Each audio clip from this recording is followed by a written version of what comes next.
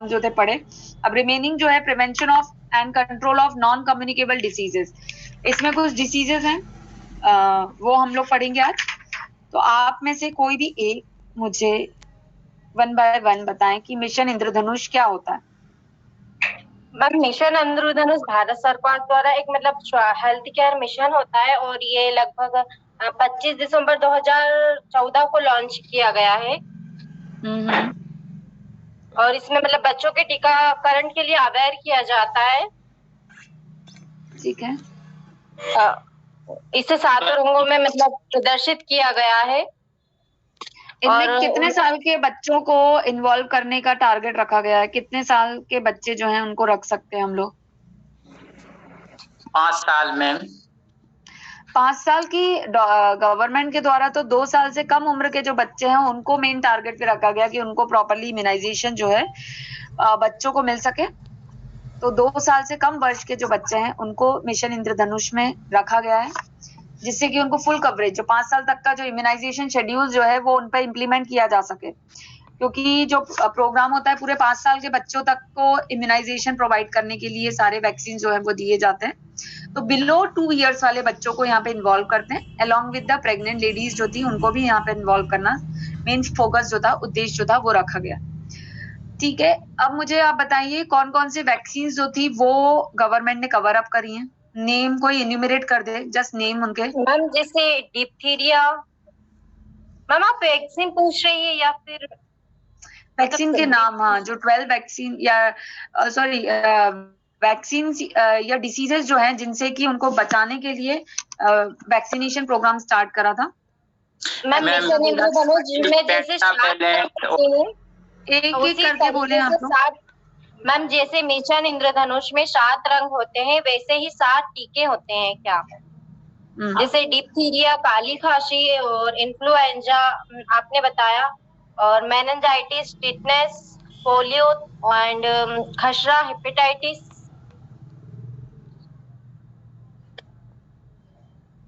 और कोई वैक्सीन में BCG, hepatitis B, DPT, MMR, ये वैक्सीन है। ठीक है। Pneumococcal, rotavirus, measles and rubella जो कि कंबाइंड थ्रू से वैक्सीन जो देते हैं वो सारी जो थी यहाँ पे उससे कवरेज या प्रोटेक्शन प्रोवाइड करने के लिए गवर्नमेंट ने मिशन इंद्रधनुष जो था वो स्टार्ट किया। सघन मिशन इंद्रधनुष 1.0 कब स्टार्ट किया गया था? 2017 मैडम। 2017 में, वेरी गुड। 2017 में स्टार्ट किया गया था। इसका मेन फोकस क्या था मैडम जी? जो शहरी इलाके और जो वंचित रह गए थे टीकाकरण से उनके लिए। बिल्कुल, मतलब शहरी क्षेत्र या अर्बन एरियाज जो छूट चुके थे यूनिवर्सल इम्यूनाइजेशन प्रोग्राम में, उनको कवरेज जो था वो कवर अप करने के लक्ष्य के साथ ये 1.0 प्रोग्राम जो था वो स्टार्ट किया गया। गुड। इसका और हम ये बोल सकते हैं इसमें कवरेज कितना % कवरेज जो था वो प्रोवाइड करवाना है? 90%। जी 90% पॉपुलेशन जो है या 90% जो है कवरेज या इम्यूनाइजेशन जो है वो प्रोवाइड करवाने की यहाँ पर बात की गई थी। ठीक है, इसके अलावा मिशन इंद्रधनुष 2.0 साफ सफाई स्वच्छता बारे नियम भी रखा गया है इसमें। जी, स्वच्छता के बारे में भी रखा गया है इसमें, साफ सफाई स्वच्छता। देखिए, कोई भी अगर डिसीज है और वो कम्युनिकेबल है, फैलने वाली अगर बीमारी है, तो सीधी सी बात है कि साफ सफाई पे ध्यान देना ही पड़ेगा। ठीक है, तो यहाँ पे साफ सफाई, पर्सनल हाइजीन के साथ साथ एक्सटर्नल एनवायरनमेंट की हाइजीन जो है वो भी मेंटेन करना बहुत ज्यादा इंपॉर्टेंट है, जिससे कि डिसीजेस जो है वो स्प्रेड ना हो और उनको हम इजिली कंट्रोल अप कर सकें। ठीक है, मिशन इंद्रधनुष 2.0 को कब स्टार्ट किया गया था, या ये प्रोग्राम में की प्रारंभ कब किया गया था? 2019-20। 2019-20। अच्छा, इसमें एक और चीज था, यहाँ पे पल्स पोलियो कार्यक्रम जो था के साथ जो था कवरेज जो था वो प्रोवाइड करने के लिए इसको स्टार्ट किया गया था 2019 और 2020 में। इसमें कितने राज्यों को इन्वॉल्व किया गया? 27 राज्यों को मैडम। ठीक है, और जिले कितने इन्वॉल्व है? सॉरी, जिले 272 और 27 राज्य। बिल्कुल 27 राज्य, 272 जिले। बिल्कुल ठीक है। मतलब ये 2 मार्क्स के क्वेश्चन है जो कि आप लोगों को आ सकते हैं, तो इस तरीके से। अब हम नेक्स्ट प्रोग्राम पे चलते हैं। Prevention and control of non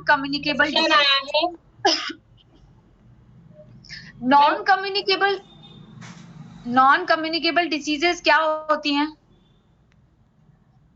तो दूसरे को नहीं लगते, जैसे डायबिटीज। बिल्कुल, मतलब जो फैलती नहीं है, ठीक है, जो एक दूसरे को फैलेंगी नहीं।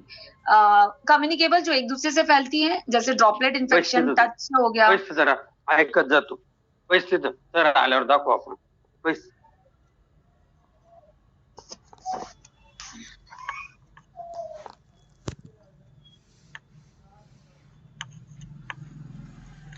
ठीक है, ये जो नॉन कम्युनिकेबल डिसीजेस जो थी एनएसडी के नाम से, शॉर्ट फॉर्म में भी कई बार पूछा जा सकता है कि एनएसडी, नॉन कम्युनिकेबल डिसीज। एक में होल्ड करिए।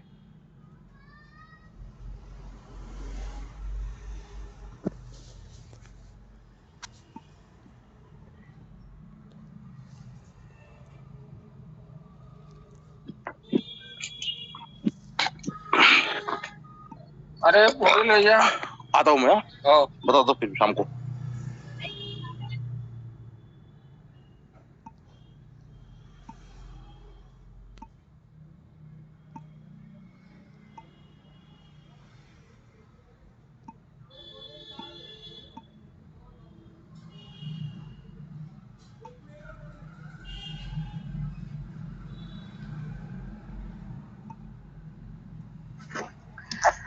तो नॉन कम्युनिकेबल डिसीजेस के बारे में पढ़ेंगे। नॉन कम्युनिकेबल डिसीजेस के बारे में तो समझ में आता है कि इसके लिए गवर्नमेंट को प्रोग्राम स्टार्ट करना बहुत ज्यादा जरूरी था, जिससे कि फुल कवरेज और प्रोटेक्शन जो है वो पॉपुलेशन को मिल सके, और डेथ रेट जो है उनको हम किसी तरीके से रिड्यूस कर सके। इसके अलावा अब नॉन कम्युनिकेबल डिसीजेस के लिए गवर्नमेंट को इतना चिंतित होने की क्या जरूरत है, आप में से बताएं।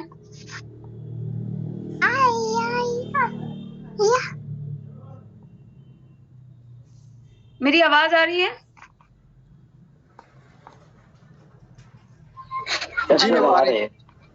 तो कोई हाँ ना बीच में बोल दिया करें, क्योंकि बिल्कुल एकदम समझ में नहीं आता, ऐसा लगता है सिर्फ मैं बोल रही हूँ, तो आप लोगों को आवाज जा रही है कि नहीं जा रही है। जो नॉन कम्युनिकेबल डिसीजेस थी, गवर्नमेंट ने ये ऑब्जर्व करा पिछले कई सालों में कि जो नॉन कम्युनिकेबल डिसीजेस हैं एनएसडी, वो एनसीडी जो है, उनकी वजह से डेथ रेट जो है उनका लेवल जो है, या डेथ रेट जो के नंबर्स जो हैं वो काफी हद तक बढ़ चुके हैं, जिसके कारण समाज और राष्ट्रीय सरकारों के साथ साथ विश्व स्तर पर ये जो है एक चिंता का विषय बन गया कि नॉन कम्युनिकेबल डिसीजेस की वजह से तो डेथ हो ही रही थी, अब नॉन कम्युनिकेबल डिसीजेस जो थी वो फ्रंट स्टेप पर आ गई, क्योंकि इनकी वजह से वर्ल्ड वाइडली डेथ रेट जो थे वो काफी हाई हो गए। ठीक है, इसकी चिंता की वजह से गवर्नमेंट ने प्रोग्राम जो थे वो prevention and control of non communicable diseases programme जो था वो स्टार्ट किया गया, जिनमें कुछ मेजरली इन्होंने डिसीजेस रखी, जैसे कि मैं कुछ नाम आपको बताती हूँ, जिसके प्रमुख रोगों में आता है हृदय रोग, ठीक है, कैंसर, मधुमेह जिसे आप डायबिटीज बोलते हैं, लाइफस्टाइल रिलेटेड डिसीज आप बोल सकते हैं, ये सारी, ठीक है। ये कुछ मेजर जो बेसिक डिसीजेस थी जिनकी वजह से डेथ रेट काफी हाई हो गया था, और अभी भी आप लोग देख रहे होंगे आफ्टर कोविड जो है इनके केसेस काफी बढ़ते जा रहे हैं, जैसे कि हार्ट अटैक के केसेस जो थे काफी बढ़ चुके हैं, डायबिटीज के केसेस जो है वो काफी बढ़ चुके हैं, और कैंसर के केसेस तो यूजुअली एज यूजुअल जो है वो बढ़ते ही जा रहे हैं। तो यहाँ पर गवर्नमेंट ने कुछ मेजरली प्रमुख रूप से कुछ ऐसी डिसीजेस जो थी अपने प्रोग्राम में इन्वॉल्व करी, जिसकी वजह से डेथ रेट काफी हाई हो गई थी वर्ल्ड वाइडली, और ये चिंता का विषय बन गया था। इसके साथ साथ गवर्नमेंट ने कुछ ऐसी चीजों पर मेन फोकस डाला, जैसे कि आहार, डाइट एंड रेजिमेंट की अगर हम बात करें या जीवन शैली की अगर हम बात करें, लाइफस्टाइल की अगर हम बात करें, कुछ ऐसी डिसीजेस होती हैं जो कि लाइफस्टाइल रिलेटेड डिसऑर्डर होते हैं या डाइटरी डिस्टरबेंसेस की वजह से कुछ डिसऑर्डर्स जो हैं वो डेवलप होते हैं।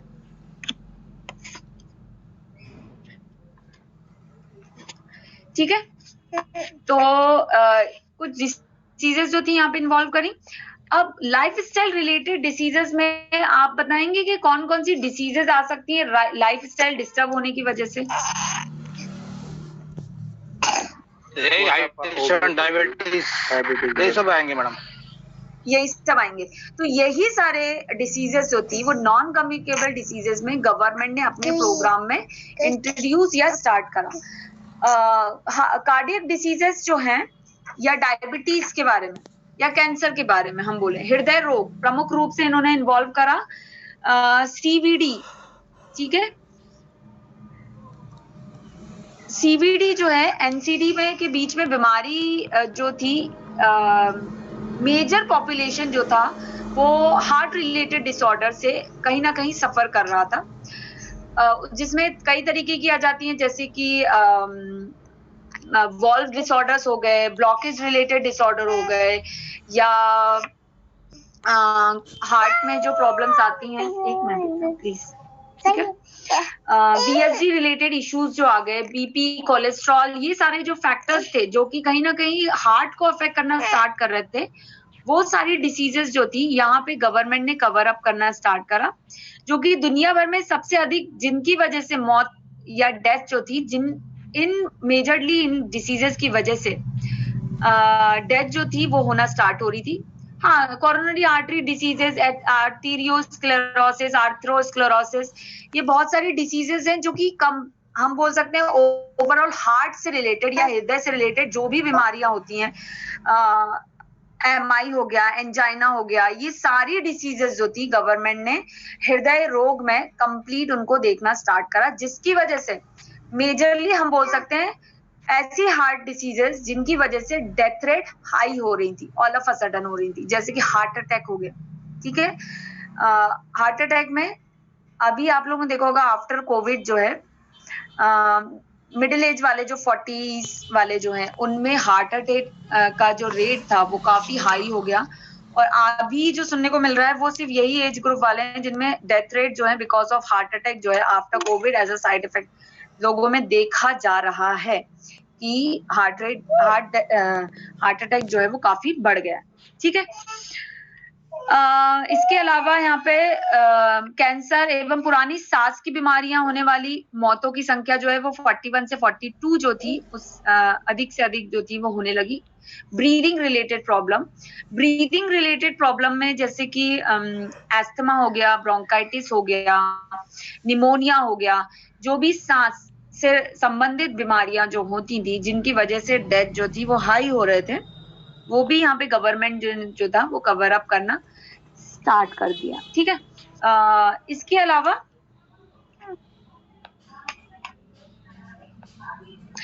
इश्केमिक हार्ट डिसीज आप लोगों ने नाम सुना है? जी मैम। Yes madam. क्या होता है इश्केमिया? क्या होता है? The demand is more but the supply is less. It's called ischemia. आवाज आपकी अच्छे से नहीं आ रही है। स्ट्रोक आ जाए ना, दोबारा बोलिए शिंदे जी। But the supply is less. The demand is more but the supply is less. It's called ischemia. शायद वॉइस की प्रॉब्लम आ रही, कोई और बताएगा इश्केमिया क्या होता है? ऑक्सीजन ना मिलना इस्कीमिया। ऑक्सीजन ना मिलना, ठीक है। और इसके अलावा सप्लाई ना होना, हार्ट में ब्लड का सप्लाई नहीं होना, बिल्कुल ठीक है।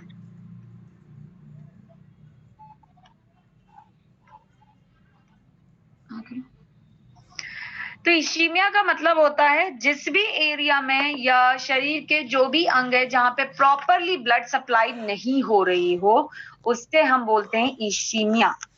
इश्केमिक हार्ट डिसीज, इश्केमिया, जब हार्ट को प्रॉपरली ब्लड सप्लाई नहीं होगी तो प्रॉपरली हार्ट जो है वो काम करना स्टार्ट नहीं करेगा, काम नहीं करेगा, एंड बिकॉज ऑफ दैट जो है एक समय के बाद कार्डियक एक्टिविटी जो है वो स्टॉप हो जाएगी और हम बोल सकते हैं कि कोलैप्स या डेथ जो है पेशेंट की, पर्सन की जो है वो हो सकती है because of ischemia, ischemic heart disease की वजह से। ठीक है। स्ट्रोक क्या होता है?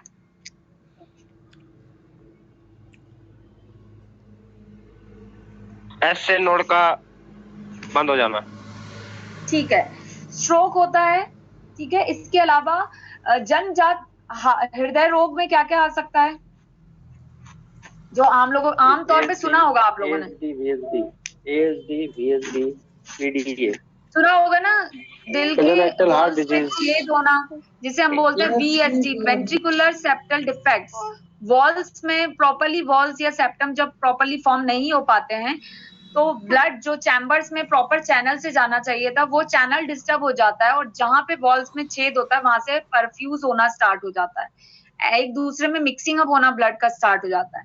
तो कंजेनाइटल हार्ट डिसीजेस में हम बोल सकते हैं VSDs आ जाती हैं। कोरोनरी हार्ट डिसीजेस जो आप में से किसी ने बोला था वो यहाँ पर आएंगे।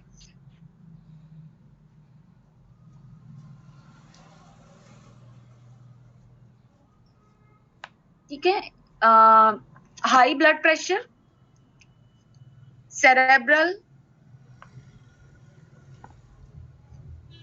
Related disorders, carotid, cerebral carotid और